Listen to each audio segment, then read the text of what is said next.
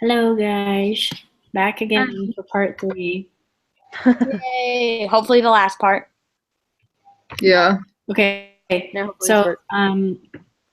do we want to start on our notes and stuff? Yeah. Yeah. Good. So, who's ever first? I'm first. Let me just get there.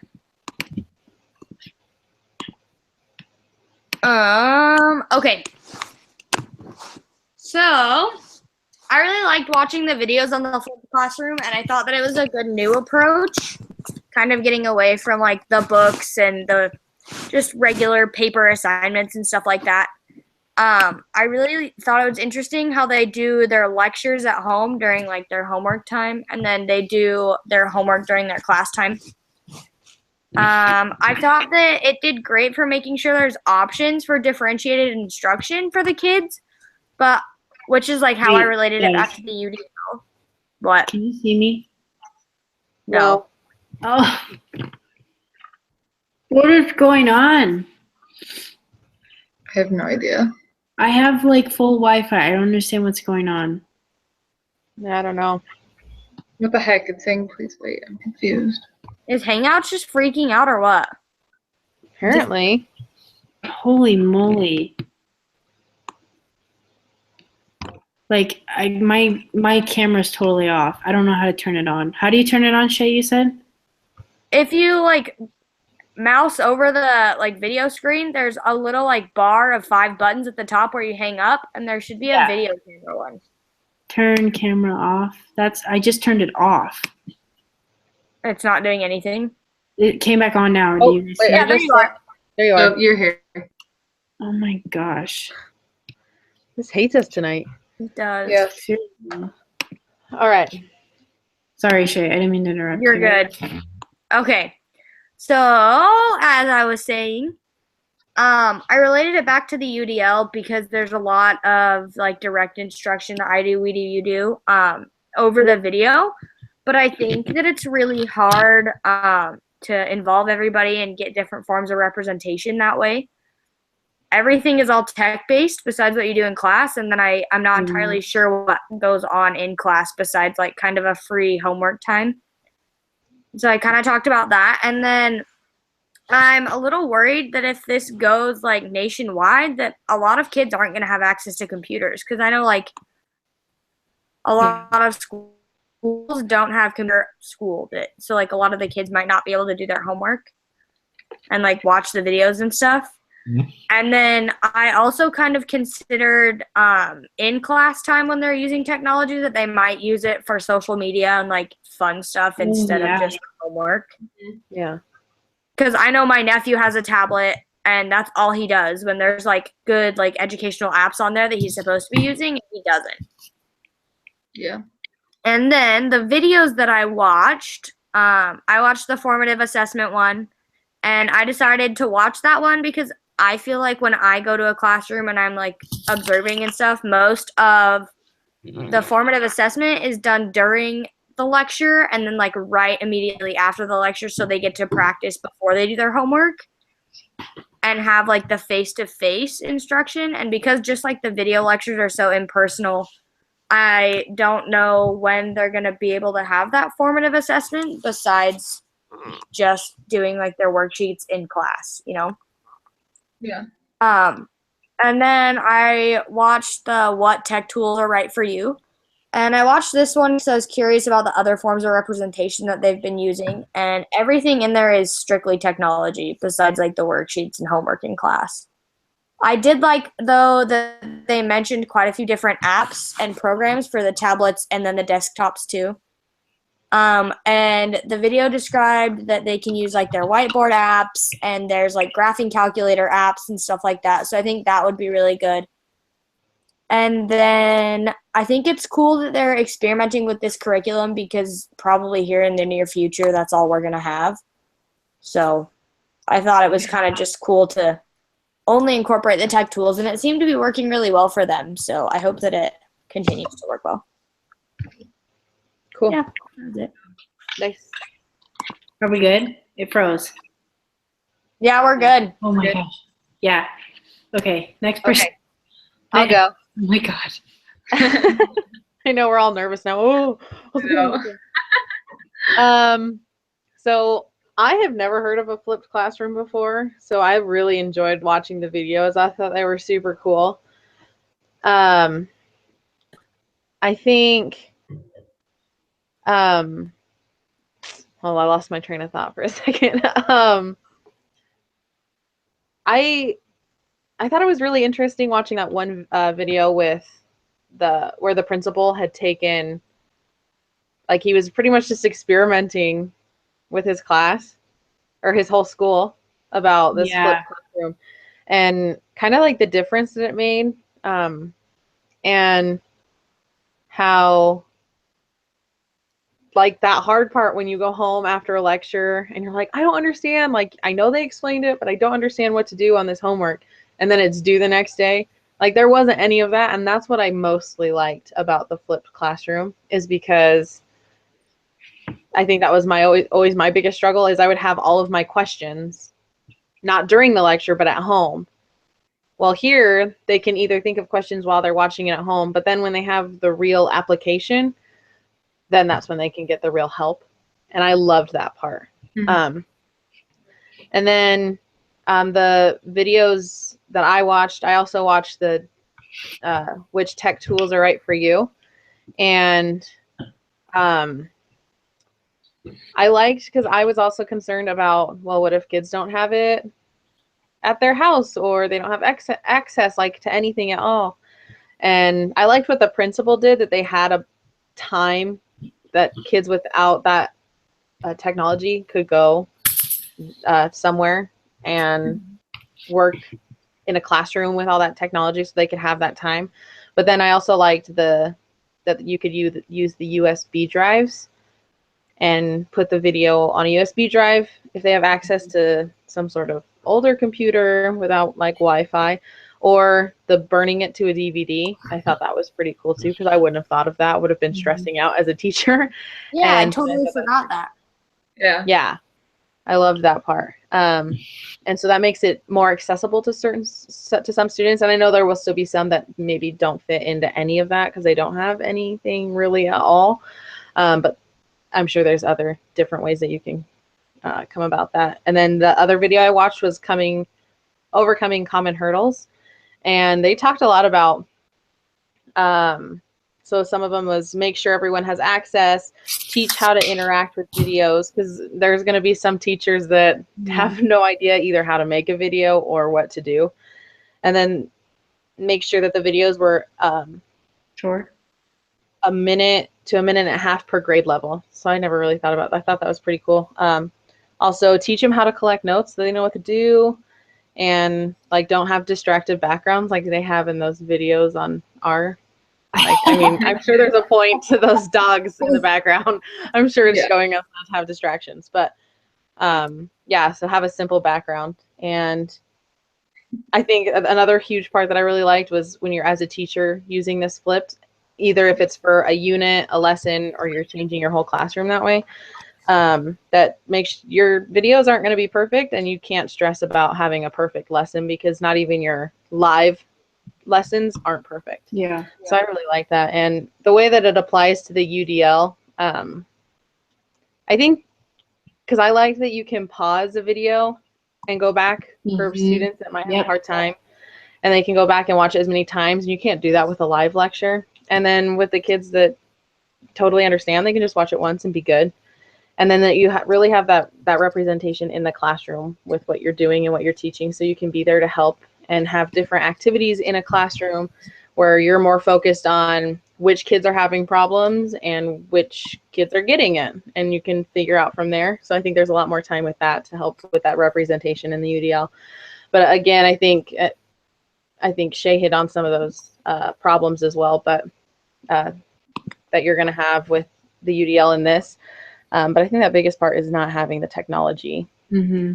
I think that would be a huge That's struggle with that UDL, those UDL principles. But other than that, I thought that it was really interesting. I'd be kind of afraid to try it because it's kind of scary. It's a big leap. I mean, I've never learned that, so it's weird. But I can see lots of good things from it too. So Cool. Yeah. Okay, well, my turn. So I really like the videos too. When I first started watching the two guy videos, like with the two guys, I was so confused. I had no idea what the heck they were talking about, and I I was so confused. I watched them like 2 times over, and then when I watched the one with the principal, like it totally made sense to me. I was like, they could have explained it so much better, but whatever.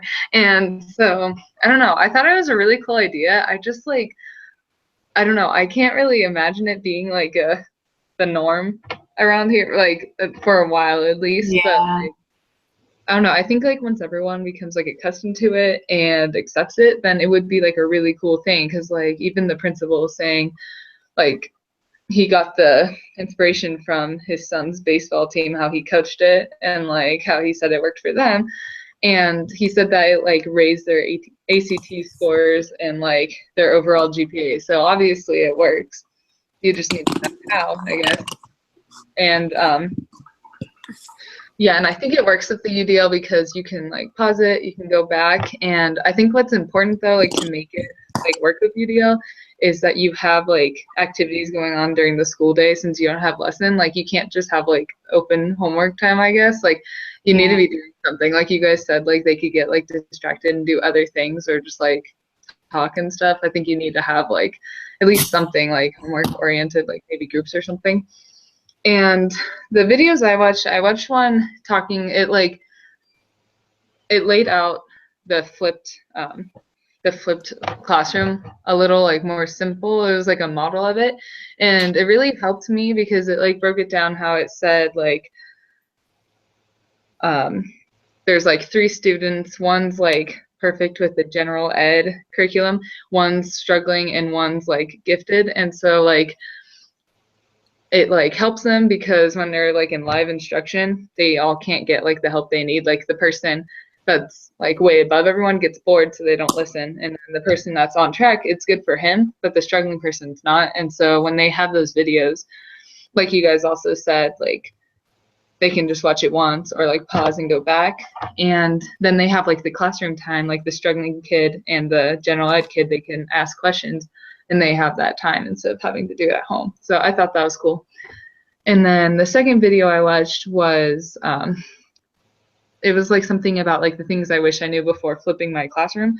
And like it was just talking about how it takes a ton of time and you need to be like fully committed and just stuff like that, and knowing what technologies you should use. And it was just saying like you need to know what to do with your free time, like I said before. So yeah, I thought it was super cool. But yeah. Sweet. So I watched the flipped classes, overcoming common hurdles, kind of like Sammy did. So you guys already talked about everything I'm going to, but I'll repeat it.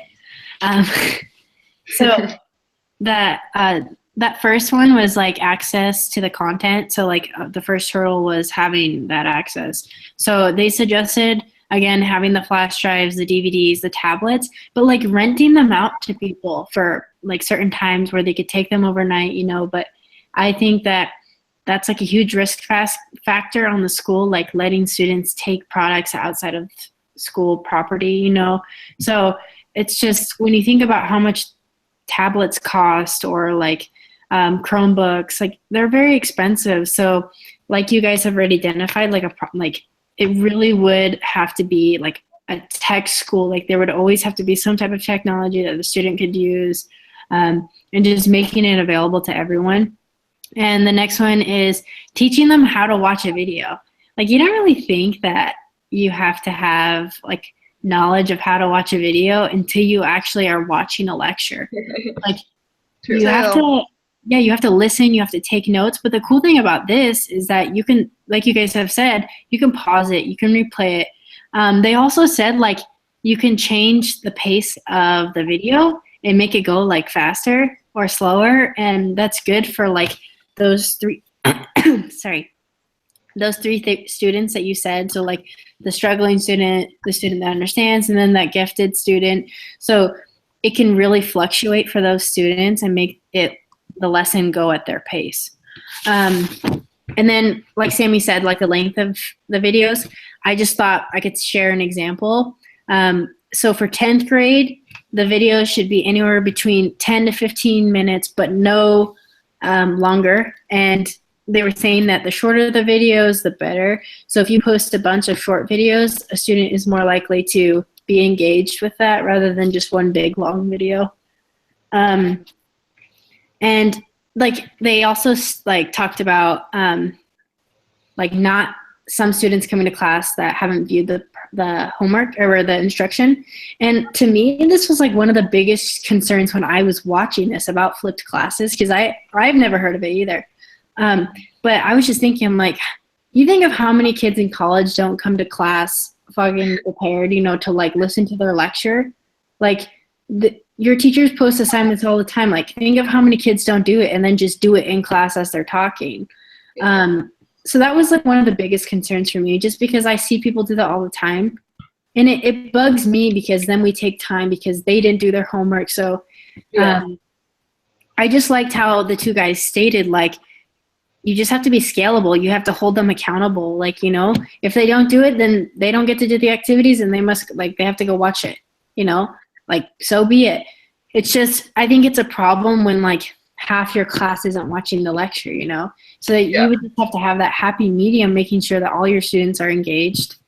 So those were some really big takeaways that I took from that video.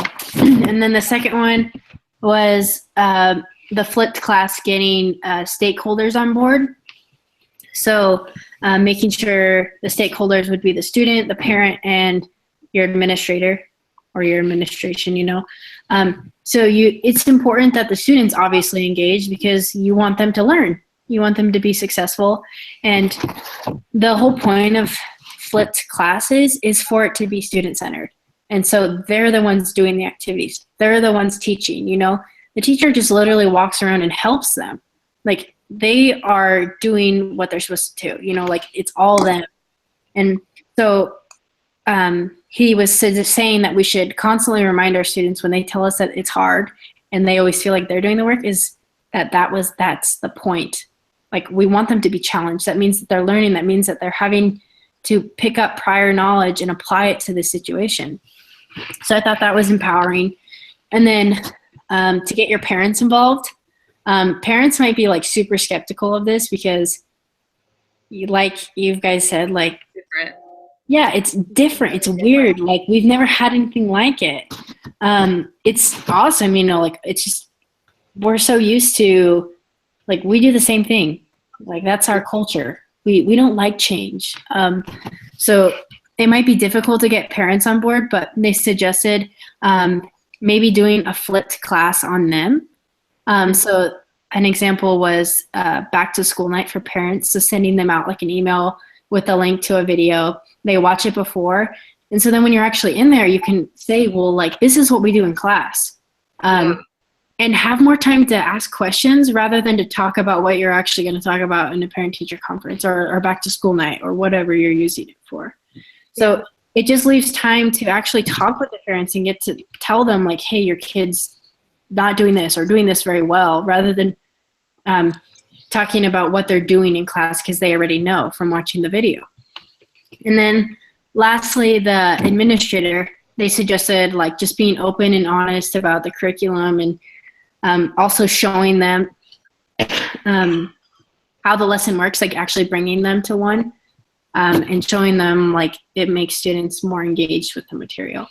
I think this is friggin' awesome. I don't know if we'll ever move to it, like anytime in a year or two here, at least, because Idaho's very, you know, closed-minded. But yeah, I love the fact that this is so student-centered though and hands-on. Because like that's one of the ways I learn is by doing it and making examples for myself. And I feel like UDL is very student-centered. Like UDL wants to meet the needs of every kid, you know? And the cool thing is like they're bringing in technology. They're doing that hands-on stuff. You're having the interaction with your teacher. There's other materials to use in the classroom. Like there's so many different things that you can do with this. And that's the point of UDL, is having all those different representations of what you're teaching. Yeah. I think the flipped thing is a good thing to prepare kids for college too, because it's all like Yeah. frustrating. Like we do everything in college, Yep. I would have loved that in high school. right? Yeah, like a lot of my professors already like send like the PowerPoint and stuff before class, and so it's kind Yep. of similar. So It is. So I just think like it really puts the responsibility on the kid. Yeah. And you don't learn that until you're thrown to the wolves in college. Like we're babied in high school. Oh, seriously. Yeah, so For this helps so much, I think. And I also suggested like the pause and the replay and how that's helpful for UDL also. And then as for the drawbacks, like you guys said, not everyone likes technology. What if they hate it? You know, Yeah. like what if they don't want to watch a video of their teacher? What if they literally want to hear their teacher say these things in person and watch their gestures? You know, some people learn that way. So that's something to take into account. And then people just might get bored. You know, it's like the same thing every day. You know, like, oh, I get to go watch my lecture and then go to class. You know, it's just, I don't know. And then the other one that I told you guys about was like not coming prepared for class. Yeah. That was, I said that was a really big one for me. So that could be a drawback, just like if half your class isn't doing it. But I think it's friggin' awesome. I wonder if they can take time at the beginning of class to watch the video if some kids like had a problem or whatever, and then that just means that they have to do part of their homework at home, kind of thing. Like, I wonder if there's a way to work around that, because I know there's a lot of kids, like probably in inner city, that don't have a computer or a TV at home to like plug a USB in or watch a DVD or anything, you know? Yeah. Yeah, that's the hard part about this, is overcoming those like that serious technology. Yeah. And it's expensive too. You can't just Yeah. Can't just expect them all to go and buy. Yeah. If they don't have it now, they don't have it for a reason. Mhm. There's still college students that don't even have computers. You know, Yeah. that I live off my computer. I don't know what I do without it. Yeah. So even if we And were sort of everything's doing online. All yeah, my online. it's so true. Like if we were sort of start doing this in college, like you would really have to take some of this stuff into consideration. Like, is it worth putting these kids through the stress of maybe not having a computer and them just not wanting to do it because they don't want to go through the struggle of it? Yeah. I think it would just make it even more difficult for them. Yeah, I totally agree. Yeah. So do we need to say anything else? I do have one more thing. Yeah. Because I'm a special ed major, and Lizzie, I know you are too. What about the kids that are disabled and like, or have like ADHD?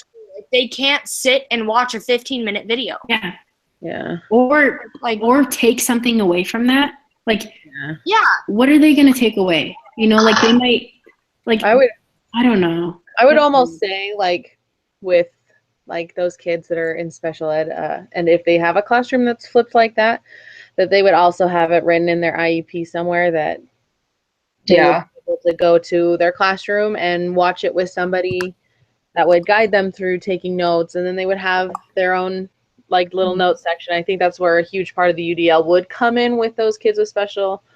It's just hard because you think though, how many special needs kids, like the ones that are higher functioning obviously might be able to take notes, but there's like kids in college that still need note takers. Like these videos, like it doesn't really matter like how slow or how many times you can pause the video if you know you're really having an issue developmantly to write these things. And even if they have to write like that would I really think it would like stress them out more than anything. And like when they're at school they have like people with them, and at home they use like they might not, or like their parents can't help them as much as like helpers at school would. So Well, and then it also makes me wonder like if it would, because special ed is steering so far into like the gen ed classroom, if it would separate them again.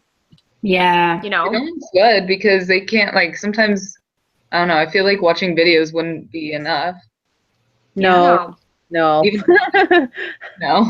Yeah, No. I'm totally there. Yeah, we would have to pull them out again when we just, we really made it a big movement to get them involved in gen ed classrooms. Like, it's a huge Exactly. thing seeing kids in special ed in gen ed classrooms now. And it's like, why would we want to change that again when we just worked all that off? Seriously. Yeah.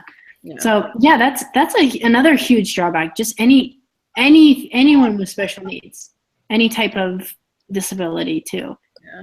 Like, think about your kids that have that have auditory disabilities. Yeah.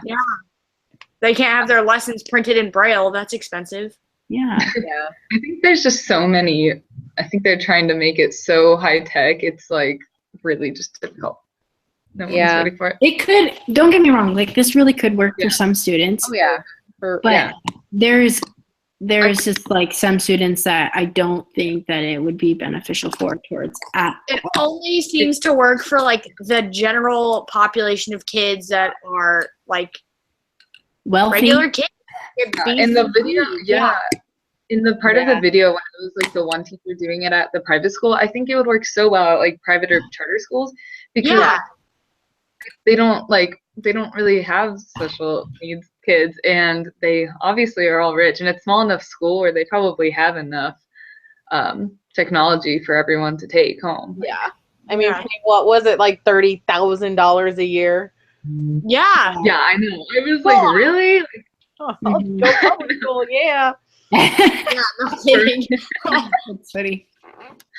Well, Yeah. I mean, we've obviously identified some, things that are good about it, but it sounds like to me that we're all thinking there's more drawbacks than anything. It's like I didn't think about before, but there's way more like wrongs outweigh the rights, I guess. I don't know. The more you talk about it. Yeah. It's I would have to really see it in motion and try it myself before I made obviously a judgment call. Yeah. Yeah, like I think it would be so great, but the problem is like the special needs kids, and like it just would not work in a public school, I feel like. Maybe. Yeah. It's Like gonna be really hard. I just don't think it's realistic, but Yep. All I'm right. totally. Summaries? Summaries. who's first? Oh, Okay. I'm first. Hold on, I'm lost. Okay, there we go.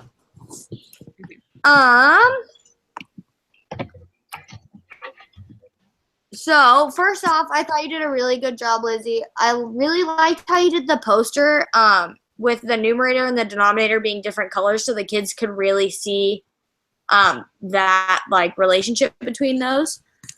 And then I liked how you didn't make it the same as Sammy's, because I know that would have kind of tripped me up a little bit doing the same thing. And so I liked how you made it your own and like really changed it up quite a bit, and then like added your own little flair to it. And then I thought that our conversation about the flipped classroom was really good. Like the principal said, I'm cautiously optimistic about it, just because I mean, it does seem to be working really well there, but there's a lot of drawbacks that I feel like they haven't really had to deal with yet. And me being a special ed major, like that's what I focus on. I focus on those kids that need the extra help and the extra time. And then I am just pretty excited to see what's going to happen for the future of this, like in 2 years when we're all teachers, or 3, or however long we have, to see like what we're going to be facing. So yeah, mine was just basic today. Thank you. All right. I'll go next. So, yeah, Lizzie, I thought you did such a good job. And yeah, like Shay said, you didn't make it like Sammy's. I thought that was cool. And I really liked how you had us do it in like more than just one way, like how I wrote it down, like how we could do it like with the blocks or something. And then the last part when you gave us the individual fractions, how you said that we should do it 2 times or like 2 different ways. I thought that was cool. And obviously with the flipping the classroom, like we said before, it is a really good idea, but I don't think it would be realistic within like a public school setting or like the whole school. I think it would work for like individual classrooms. I think you just need to know your students overall, and I don't know, just see how it goes that way. And like how we also said, it would work really well in private schools. And yeah, pretty much it. So my reflection on my own lesson was the fact that we had so many technical difficulties. Yeah. I felt like I had something else, like I had something else in mind of how I wanted to prepare it and give it, like, deliver it to you guys. So I'm hoping that it maybe came out better than I'm thinking it did, but I really tried to give multiple representations. The cool thing was too is that I don't know if you guys looked at the lesson plan, but I also like provided a bunch of online stuff for people that didn't want to do my activities. And I think that's really important. And I just like, it was good to hear Sammy say that last week. It's just having those other options. Yeah. I really took that into consideration. I seriously enjoyed the flip thing, the flip classroom.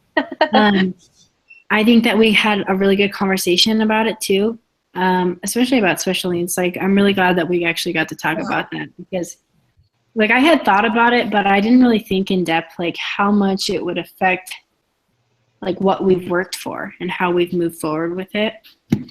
So it was good to talk about it with you guys. And I always like hearing how you guys think about things because you think about stuff I don't. So that it's really beneficial towards me. But I think that's all that I have. Okay. You did a great job, Lizzie, with your lesson. I really loved the Smarties manipulatives because Yeah. I never would have thought of that, and I think it is genius. Thank you. So good. Because, I mean, they're all even, and then kids are excited because they get candy. Who doesn't love having candy while you're learning math? Right. Makes it real. Then every time they see Smarties, they're going to be thinking about fractions Yeah. because of you. I know I will. So Sorry. that was good. I love that. And I think you handled it really well with all the technical difficulties. Thank you. Yeah. Yeah, seriously, that was crazy. I've been in a classroom, and I will tell you 1,000 times over, there are technical difficulties about Yeah. every lesson. Something doesn't go right, and so you either have to improvise or just try to make it work. Sometimes the technical difficulty is fixed immediately, and sometimes your computer shuts down and you lose everything. So you have to figure something else out, and it keeps you on your toes for sure. And you did great with that. Thank you. Yeah. I loved our discussion about flipping classroom and all the pros and cons that we discussed, and things that we think will work and things that we think won't work, and who it'll work for. And I just always love hearing your guys' sides of things because sometimes I don't always think about how you guys see things, and it really helps me open my mind and really put things together and apply it to a real life classroom. So yeah, it was good. Yay. The feedback. All right. I appreciate it. Anything else? I got nothing. Anyone else? Nope. Okay. I'm good. I'm going to end it. All right.